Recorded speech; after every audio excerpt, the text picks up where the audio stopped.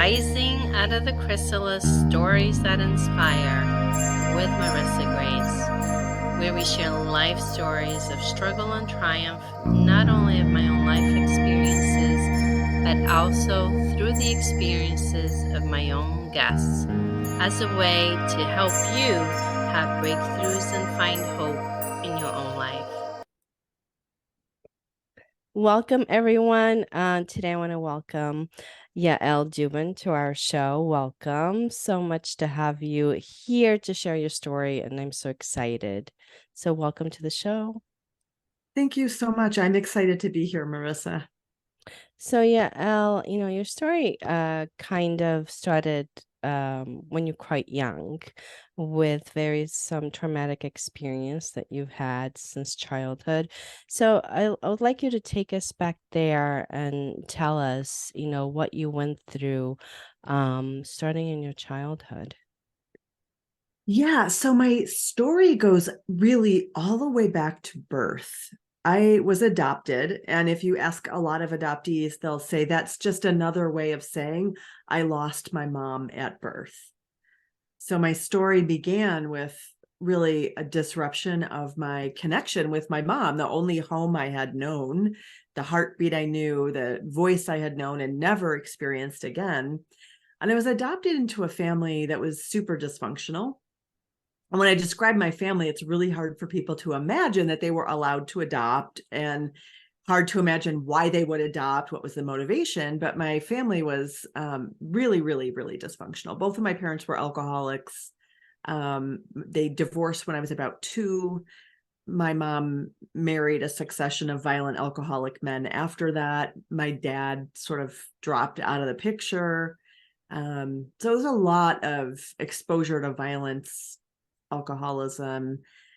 My mom was a rager. She was, so it was a lot of abuse. Now, at what age did you find out you were adopted? Did you know like from earlier on, or?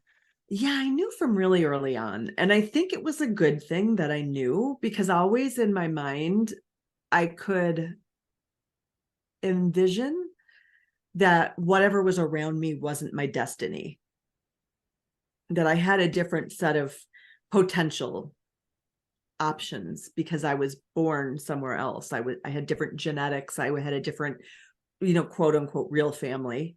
And I had another possibility for me. Now, did they ever explain to you like why did they put me up for adoption? Was there ever an explanation from the beginning, or? Yeah, so what I was told was that my birth mom knew that she wasn't going to be able to take good care of me, and she wanted me to have a good life, which obviously, as I'm describing all the violence and alcoholism, it's, like, well, I don't think this was the plan. And I mean, I knew, I had like a knowing internally as a child that whatever it was we thought could be achieved by adoption wasn't happening for me, that I wasn't getting a better life, that I wasn't getting taken care of, I wasn't getting the love. I knew it wasn't happening for me. I knew this wasn't what anyone had in mind. I didn't believe that this was what my birth mom had in mind when she relinquished me for adoption. So, growing up, that was my understanding, is she just wanted me to have a good life, and that wasn't really how it was working out. That must have been tough. So tell me like some of the experiences that you went through with this family, the roller coaster ride of, having this chaotic home that you grew up in. So it was what the experiences were like was really scary and quite lonely. At the best, it was very lonely. At the best, I was alone and not in the middle of the turmoil. I was outside of it. If I was alone playing in my room, alone reading, I was able to be sort of outside of it and not so affected by it. And when we were together, there were some quieter times. There wasn't really good connection. There were some times when nothing bad was happening, but there were a lot of nights when the drinking was getting pretty intense. My mom would wake me up. We would kind of flee or run away to a hotel to get away from domestic violence. And sometimes it didn't happen in time. And there was, physical violence happening outside my bedroom. I heard it. I didn't see it because it was quite late at night. So there was a lot of disruption in that sense. And by the time my mom divorced my stepdad, her second husband, I knew he had to go. Like I was sad. I actually had he was the one who did any parenting at all. And I knew that I was going to lose a lot when he left, but I also knew he needed to go, that he was just violent in a way that was not tolerable, even though I loved him, that he just couldn't stay. So, I grew up with an alcoholic dad that was also very verbally and physically abusive towards my mom and towards my brother, not so much towards me. And I know, like, I would hide because I thought, if I stay quiet, if I stay away, then I won't get hurt. Was that something like as a child that kind of went through your mind? Like, okay, if I go in my room, I stay quiet, stay away, eh, you know, I'll protect myself, then, nobody's going to come in and beat me up or, something bad's going to happen. Is that what you experienced as well? Yes, and I'm nodding my head the whole time you're talking, just so that your listeners can hear what they can't see. I'm nodding the whole time you're talking. Invisibility was my primary strategy to stay out of the way. I'm pretty aware that it wasn't always effective, and sometimes I did get hit. Sometimes I did get caught out in the situation. It was never as bad for me as it was for my mom or my brother, but definitely I know it didn't always work. But invisibility was my key strategy, which is what makes being on shows like this or talking about my story really hard, because I'm not invisible anymore. I'm visible. This is, everything in my body says safety is hiding in the dark all by yourself. Don't talk about it. And so here I am breaking that key number one rule. Oh, absolutely. Because that was our, the defense system that we created to be protected. The other thing that, from my experience, was the fear that I developed around me, where I would I would have this um, terrifying feeling every time I walked home from school, not knowing and I would try to figure it out in my head. Is today going to be a good day? Or is it going to be a bad day? Is dad going to come home and be this wild, crazy man and yell at everybody and cause chaos? Or is he going to be the nice guy, funny guy, and we're going to have a good day? So I was in that constant, fight or flight mode, but it was more fear-based, where, full of fear because I didn't know what was going to happen.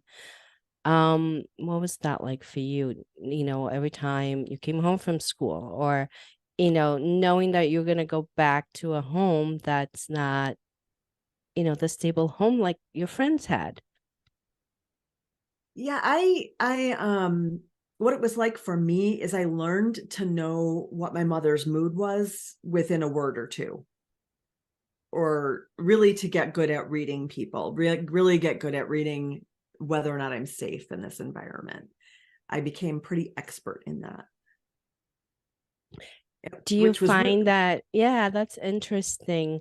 Do you find that because you've developed that skill that you probably still use that today when you meet people? Yes, 100%. And I think that it's a great thing, and I think it is a gift that has come out of a really difficult set of situations, is that I am really good at reading people and really good at knowing when they're congruent, and when they're congruent, when they're very well aligned. I'm getting a good sense of whether they're safe or not, and listening to my body, because my body 100% knows and feels whether somebody poses a danger to me or not. Oh, absolutely. Our bodies hold the trauma, the memory of trauma. And the body's the first one to react before, our mind or our emotions react to the situation.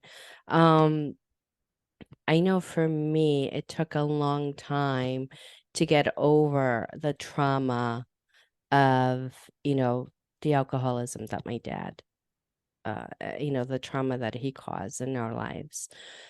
how hard has it been for you to get over that trauma? Because even if we hide in the closet, it's still going to affect us. Mm. It's the trauma. Even if we didn't get hit physically, the trauma is not a physical thing, it's the emotional process, or, how we register the events. So how that has that been for you trying to heal from that trauma, from going through these experiences? I have to be really 100% honest, and this might be super helpful for somebody out there who's listening. I didn't get away from trauma until after I got a divorce from my first spouse. The trauma continued. I didn't, things could be way less traumatic than my family of origin and still be pretty traumatic, still be traumatizing, still not be safe. And it took me until I was about 36 or 37 to get to a place where I was safe in my own home, in my being, that I had some stability in my life. And I couldn't even have started healing until I was able to get into that safe place. So I did a little bit of healing work to get into a place where I could leave him. It took Right. some healing to get there. And then I was able to do a lot more healing work without him in the picture. He came back in the picture years after the divorce. We had a very ugly and protracted custody fight that took a long time to make its way to lawyers, because he met a woman who lived out of town and wanted to move to be close to her, and went about things in a really manipulative and covertly deceitful and very destructive to me way. So that all got re-traumatizing for a while. And so I had a period of, really being in it again. And then I sort of made a decision that I was going to put it behind me.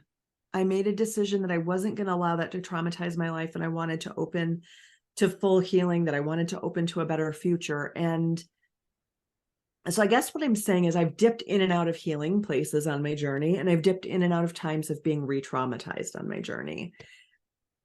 So it hasn't happened in a neat or tidy way. So if you're out there listening to this and you've had therapy and then you get re-traumatized and you have more therapy, that sometimes it is a spiral process of healing. And I had chronic and multi-layered trauma. So along with all of the craziness in my family, I lived in a crazy neighborhood. I had a lot of layers of trauma. So it's just spiraling through them over time. And it has been a journey that has taken decades of therapy and coaching and spiritual work and personal growth work independently to really start to shed that trauma and live into who my soul has always been and has waited for expression. Now, this relationship with your ex-husband, I know that that was very painful. He was more of like a narcissistic, abusive person. So tell us a little bit about that experience that you had through that marriage. Through that marriage, I think it started in the way that many abusive marriage situations start, which is it started out good. If it started out bad, you would see this coming and walk away. And it happens a little at a time and over time, and you end up someplace that you don't even recognize anymore. There was a lot of, in that particular situation, he fits a profile of what is known as a high profile or professional abuser. So very intelligent man, very accomplished academically. He's a physician, and the profile of abuse that he demonstrated was really common. And I've been told this by more than one therapist, and I've read this in books as well, really common among very intelligent professional men, which is they don't necessarily have to hit you to be abusive. What an abuser really wants more than anything is control. Mm-hmm. And very psychologically sophisticated people can find ways to control you that they don't have to lay a finger on you. What he did in particular was bully me a lot. And he's much taller than I am, much physically stronger than I am, and probably has ways of communicating non-verbally, a deep willingness to hurt me physically if I don't do things his way. So I would back down and do things his way, because physically I'm going to respond to that threat based on my whole life coming up to that point. And what really finally got me to leave, to be honest, is that towards the end of our marriage, I realized that when he did what he would do to me, he would literally back me up against the wall and poke me in the chest, and I would dissociate. And I realized that nobody who loved it, like I said, hey, you know, I dissociate when you do this. I need you not to do that. We went to a couples therapist, and she said that the main goal was to get me to stop dissociating, and she didn't really want to deal with his bullying behavior. So we went back home, and he continued to behave that way. And I just thought, wow, somebody who loves you does not scare you like this.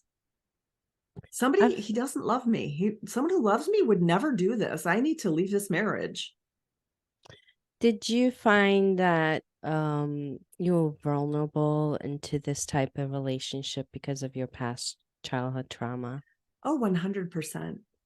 100% I was vulnerable to that type of relationship. I was vulnerable. Like I said, people could be like still really pathological and only half as pathological as the family I grew up in. And they look great from down here, right? From this degree of insanity, that looks like sanity. And then you get there and it still feels like insanity. Like, wait, nope, we're not there yet. Not quite there.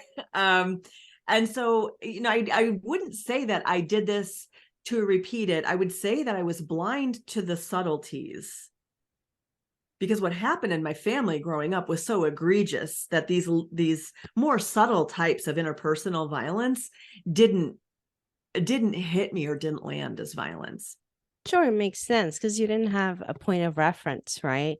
I always say if we don't have a point of reference in our experiences to go to, then everything is new. So we're just learning from a new experience. So you enter this relationship, you know, your only point of reference is this very chaotic household. And this looks way better than the chaotic household you just came from. So like, well, this must be it. You know, this must be the better version Yeah, this of my is better. This is it. I've arrived.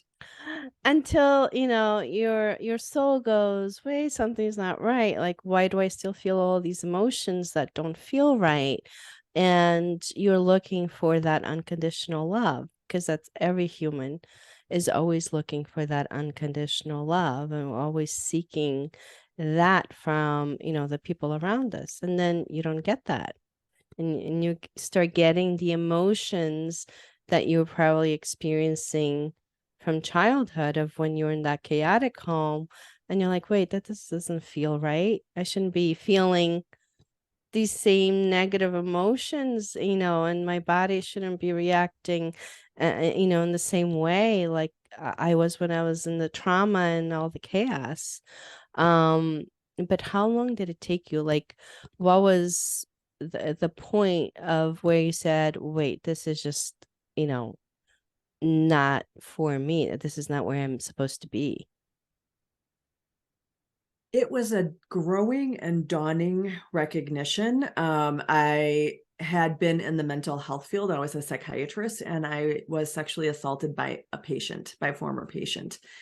And in the aftermath of that, I was pretty clear that that didn't happen in a vacuum, and that it was really an indicator to me that my life had gone off the rails in some other way. That I had somehow let my guard down. There was something I wasn't seeing. And that caused me in turn to take a hard look at everything in my life. I ended up leaving the mental health clinic I worked at because I realized the things that were toxic there. I stepped away from a congregation I had been part of, a religious organization I had been part of, and I really started taking a good hard look at my marriage and what was going on in that situation. And I got into therapy pretty much on the heels of that. And I knew something was really wrong in my marriage at that point. And I could feel it in my body. I had learned in the aftermath of this sexual assault, I learned things about my ex-husband that I hadn't known previously. He had like a little bit of a double life going on. And a lot of people probably have dealt with, you know, internet porn addiction. There was a lot going on with that. I learned how long that had been going on and the extent of it, which was shocking to me. I had no idea that was happening, but I just realized, wow, there's a lot I'm not seeing. There's a lot I have turned my attention away from. And so, like I said, I knew there was something wrong. And it was the time after we had gone to therapy when I said, hey, look, I dissociate when you do this. Can you not do this? And he did it again. That was when I knew I couldn't stay. That was when I knew he doesn't love me. He's not going to stop doing these things.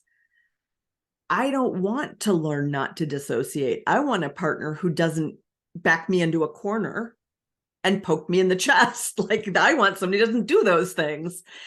And I left, and it was wrenching for me. I would rather have been been dead than divorced at that time. It was awful for me, but I did it, and it transformed my life. It was a huge, immediate boost in emotional growth. I took up meditation, sat with all the crappy feelings and nurtured them and allowed them to sort of heal and dissipate on their own, and found what happiness and security and joy and stability within myself felt like. That's wonderful. Now, I want to go back because you went to school to be a psychologist or psychiatrist. Psychiatrist. And so you're in this field. Mhm. And did you ever, when you got to that point, where you had your experience with your client, did you ever go, how can I not see all these signs? I'm a professional. How did I not recognize all these things and see it? I think I had moments after the divorce of saying that, and also moments of deep forgiveness for not seeing it. So yes, and that was for a long time. I kept wondering, like, how did I not see that he was a narcissist? And I had a beautiful colleague who told me, he might not have been such a narcissist when he was 23. Right. This is a thing that can develop over time. People's personalities can harden, and he might not have been such a narcissist at 23, and he grew up to be one. And I'm like, oh, okay. Things changed. All Yeah, right. because we all grow. You've changed. You're not the same person that you were at 20 or 23. So we all, evolve, except we evolve differently. Mm-hmm. And a lot of times in marriages, that's what happens, right? The individuals start evolving in different paths. And some could be for the better and some are not so good. Yeah. But, we all constantly evolving, but going through, different roads, and we transform into different people over time. We're not the same person that we were when we got married. Mm-hmm. Right? Because maybe at that time it was perfect and everything was good, but over time, everything changes, right? Yeah. Just like the seasons we were talking about the weather before. Yeah. The seasons, we have all these seasons, we can't have spring without winter, right? Do you think that experience with your client was like the universe giving you the wake-up call, even though as harsh as it was, and painful? Do you think it was like the universe telling you, hey, we need to wake you up. We're gonna have to shake you up a little bit for you to wake up and see what's Well, going on? I know I perceived it as a wake-up call from somebody. I was like, either it's my deep self or it's the universe or something, but this is a sign of bigger problems. Yeah, I definitely experienced it that way. Absolutely. Did you ever like blame yourself for it?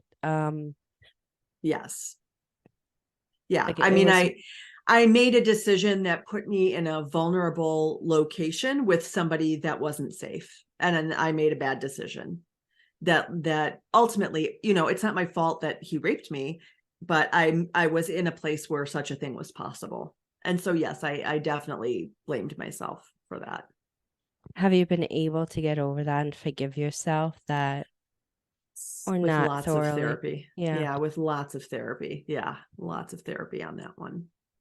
So Yeah. with the, sexual abuse, which is something I've experienced as well, but as a very young little girl, it's very common we blame ourselves, right? Because that's the first thing, like, what if this happened? There's something wrong with me. I must have brought it on. I must have done something, for this to happen. And it takes really a lot of work to let go of that belief and to forgive yourself and to understand that it wasn't your fault. Like, you didn't do this to yourself. Yeah. And it's 100% the case that it's not my fault and I didn't do it to myself. And I can say that I've been in other isolated locations with other people and not gotten raped because I wasn't there with a rapist. And, it's his fault he took the action he took. Wasn't my fault. And what I have learned is that in the aftermath of a rape in particular, that people who take a little bit of responsibility for it actually recover better, because what you most lost was control. You were not in charge of what happened to your body, and you have to regain that sense that you have some autonomy. So taking some charge or taking some ownership of, I made a decision to be in this location with somebody that wasn't safe, I can then start to trust my assessment of people. I can then start to honor my gut wisdom that says, oh, this person's not safe, don't be alone with them. Or this person is safe and I can let them closer. But I really worked on getting in tune with my bodily perceptions of safety or not safety and honoring them. And like deeply, I don't even have to defend it. I don't have to excuse it, justify it, or explain it. I'm just not comfortable with that person, and that's the end of it. I stay away from them. And that's a great point. And one of the things that I've taught my girls since they were little is, if they don't feel comfortable around somebody, it doesn't matter who it is. It could be grandpa or Uncle Tom or whoever it is. They don't have to hug them. Yeah. You don't have to give them a kiss. You don't have to, if you don't feel, comfortable, it's okay. But one of the things that I find was with culture, and whatever culture or your background is, with a lot of cultures, is they kind of instill this, that, oh, you have to give your Uncle Tom a kiss. You have to give, a hug to grandma or grandpa.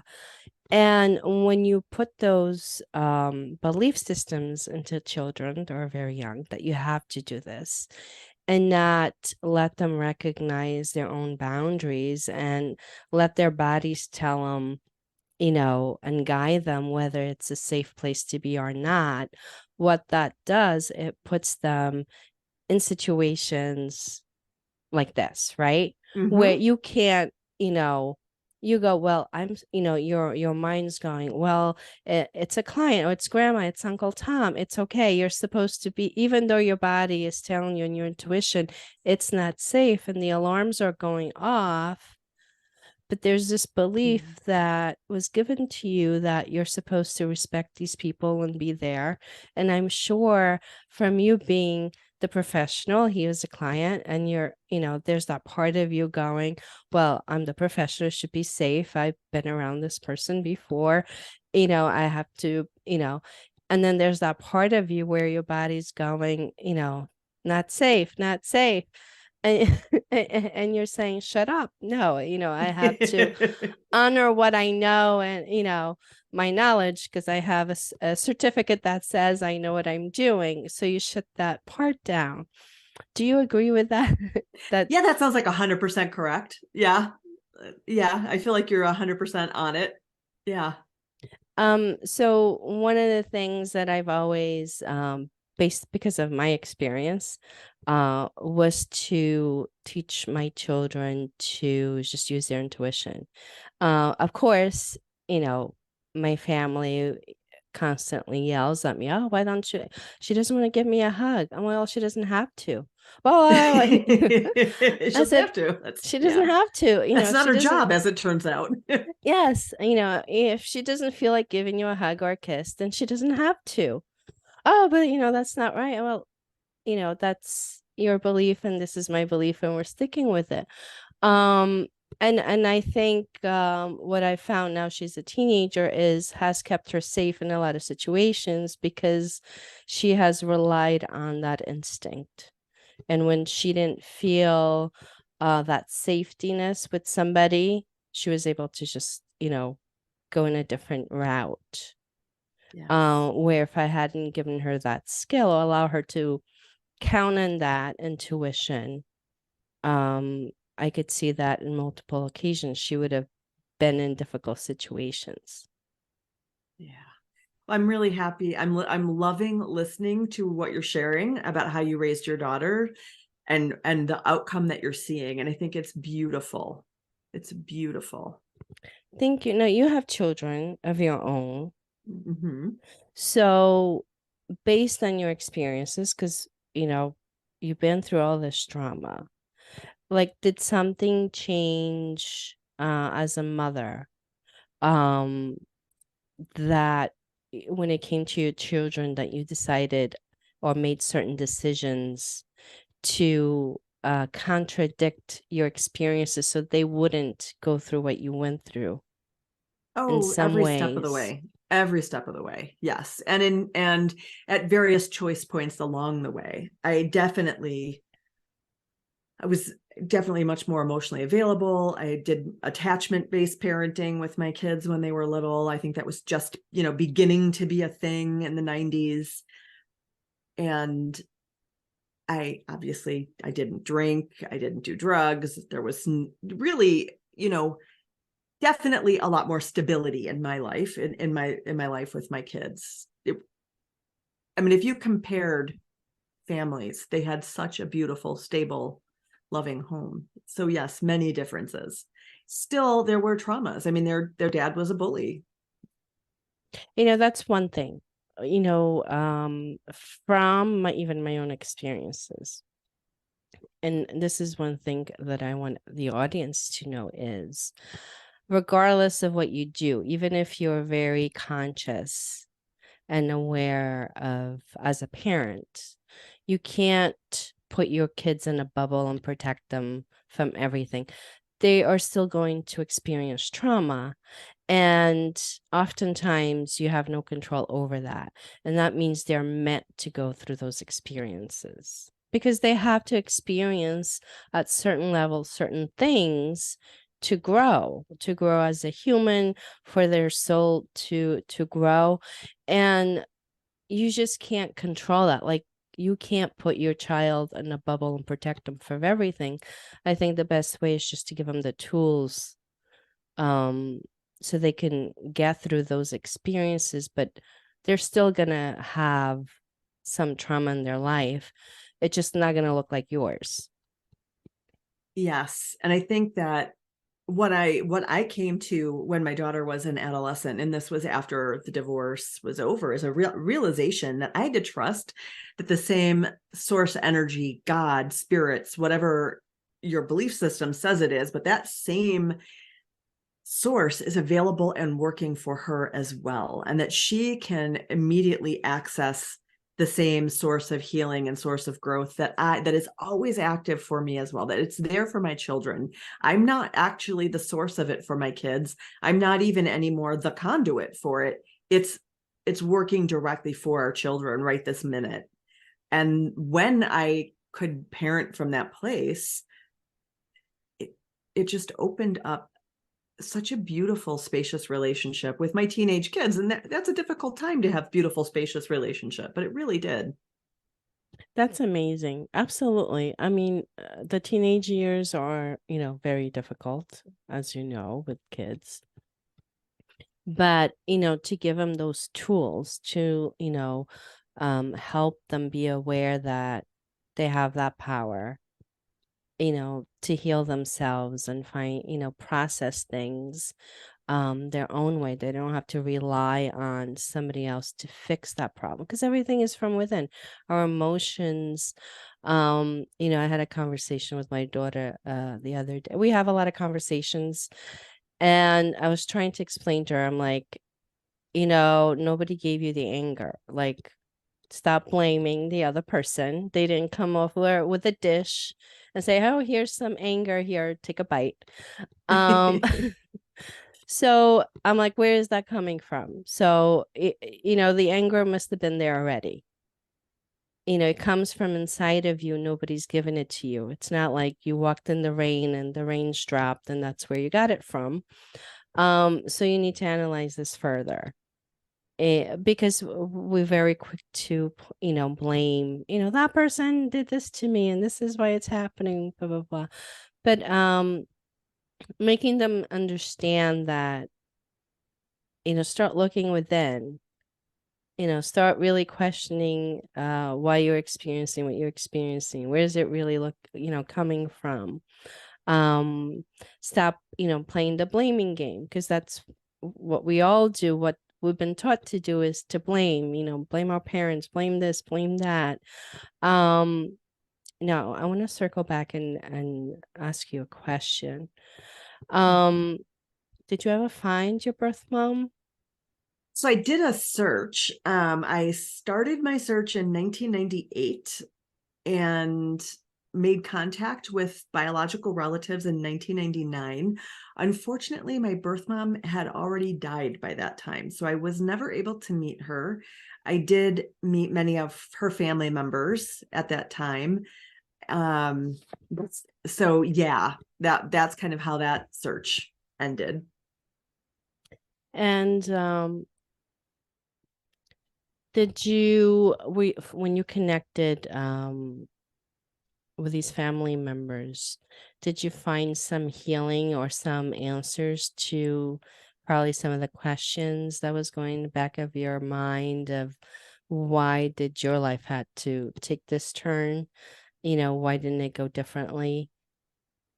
I think I would say what I found, in spite of the fact that I didn't get to meet my birth mom, was it's a really interesting story, and I'm going to try to shorten it, but I was living on the Navajo reservation at the time, and a friend had invited me to a Native American church ceremony, which involved sitting in a teepee overnight, which I did. And then I sat there overnight. In the morning, I thought, I need to find my people. I need to find my ethnic heritage. I'm going to do my search. And that's what led me to search.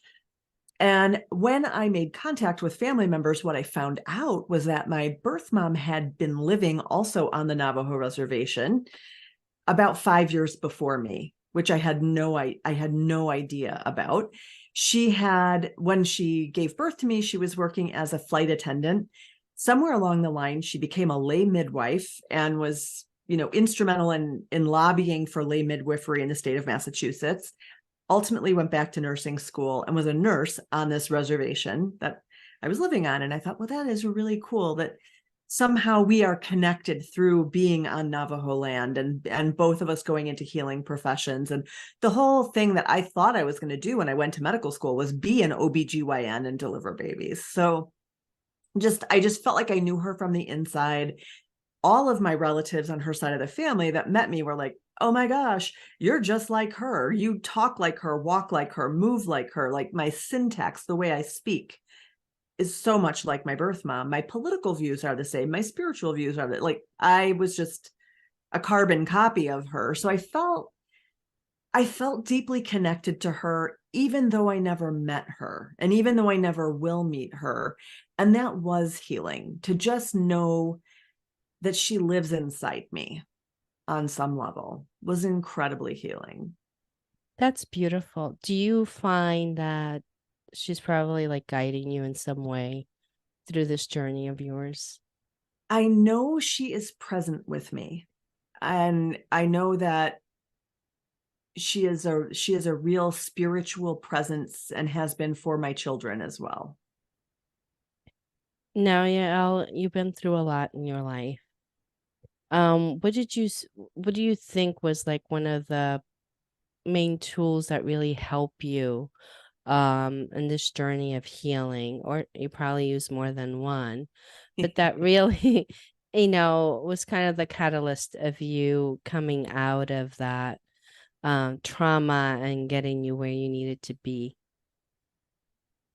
So I think at the end of the day, and this is going to sound trite, but I think the number one tool was trust in the process.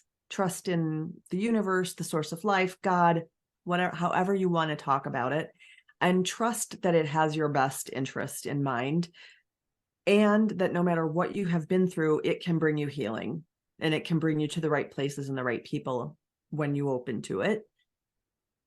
Trust your gut to steer you the right, to make good choices along the way. And you might make some bad choices, but don't linger on them. Trust yourself to make a better choice next time. And meditation, mindfulness. So that has a lot to do with my own coaching approach as I coach other people to transform their own relational world. I think those are the two things we ultimately tap into: our mindfulness practices and deep and abiding trust in source energy's ability to transform you. Absolutely. That's beautiful. Now tell us what you do now and how you help people. So what I do now is I am currently a mindfulness-based dating and relationship coach, and I help primarily women, although I am entertaining the idea of starting a men's group, but I help women transform their approach to relationships so that they can develop the clarity and confidence that they really need to create a relationship that's going to be extraordinary for them and bring them to new levels of growth. That's awesome. And where can they reach you? People can reach me at behiracoaching.com. That's a website. You can find me on Facebook. I'm pretty sure you'll have some of my social links in the show notes. And my email address is yael@behiracoaching.com. And Yael, your story is not even over because there's so much to that. And I'll hope to have you back to finish telling your story, because it's an amazing story of why you're even helping people find love. So thank you so much for coming on and sharing your story. I know, it could be difficult at times to talk about personal things. But thank you so much for coming in and sharing the story with us. Thank you so much for having me. It has been a pleasure. Thank you. Thank you everyone for listening and watching. Please make sure to subscribe, like, and share. Until next week. Thank you.